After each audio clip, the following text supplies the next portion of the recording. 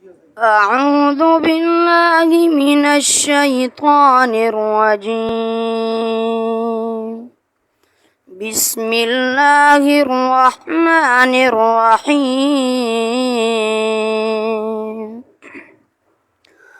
ربنا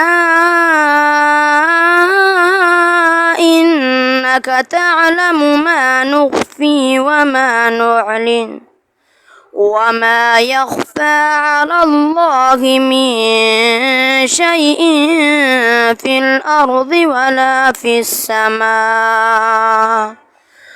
الحمد لله الذي وهب لي على الكبر إسماعيل وإسحاق إن ربي لسميع الدعاء.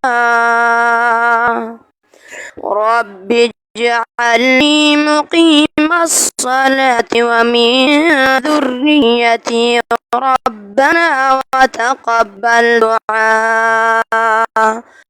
ربنا اغفر لي ولوالدي وللمؤمنين يوم يقوم الحساب.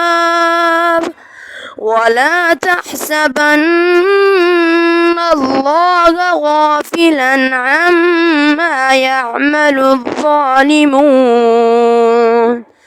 إنما يؤخرهم ليوم تشخص فيه الأبصار.